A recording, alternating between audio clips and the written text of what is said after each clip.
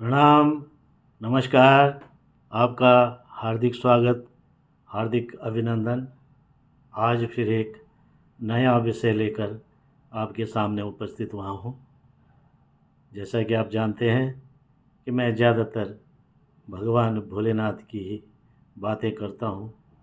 फिर भी जीवन एक दुख सुख की नैया है, उसके कटु सत्यों के बारे में भी आपके सामने उपस्थित होकर कुछ बातें कह देता हूँ। मुझ अज्ञानी के मुंह से अगर आपको अच्छा लगे तो लाइक करें।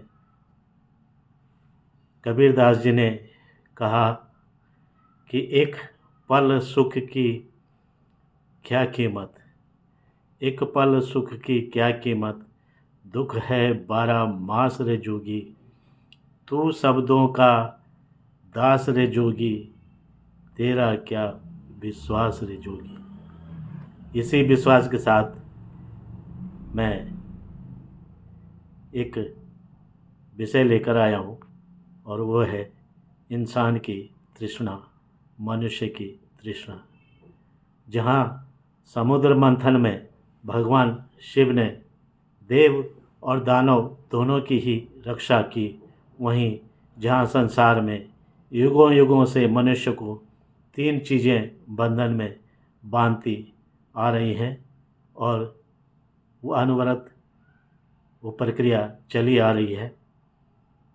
पहला है पुत्रेषणा, यानी कि पुत्र की इच्छा।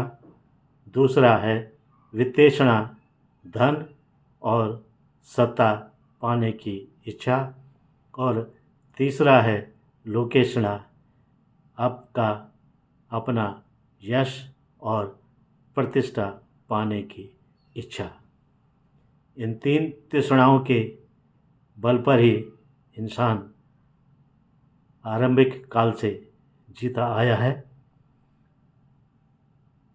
इसी जीत के साथ मैं ये कहना चाहता हूँ कि परिवार में सर्वश्रेष्ठ माता पिता ही होते हैं और माता पिता ही इस सृष्टि के सबसे पहले गुरु माने जाते हैं। इसीलिए तो माता को पृथ्वी से भारी कद मिला है और पिता का कद आसमान से भी ऊंचा होता है। सज्जन मनुष्य तो सात्विकता में आलोचना के भय से जब सत्य छुपाता है और समय आचरण में रहकर संकोची जैसा हो जाता है, तो दुष्ट जन कभी आगे बढ़कर सत्ता पाने में सक्षम हो ही जाते हैं। भोगवृत्ति होने से भोगवादी मनुष्य राजा हो या रंक हो, सभी मरकर सदा के लिए मिट ही जाते हैं।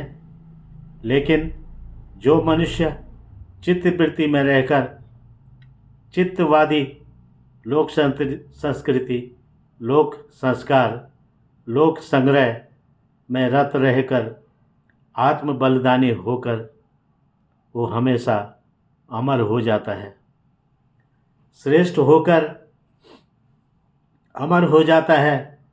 श्रेष्ठ जन ही तो जीवन की कला का मर्मज्ञ होता है, जीवन की कला को बताता आया है, क्योंकि उसका चरित्र युगों युगों से दुनिया में प्रकाश स्तंभ के जैसा बनकर आगे की राह दिखाते हैं।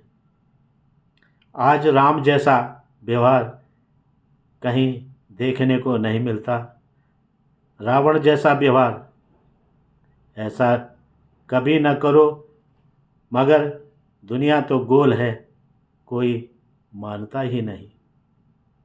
इसीलिए अहंकार क्या होता है जानो, रावण से अहंकार तोड़ना क्या होता है जानो, महादेव भोलेनाथ कैलाश वासी से और विश्व का स्वाद चखना है तो जानो नीलकंठ महादेव से। धन्यवाद, नमस्कार।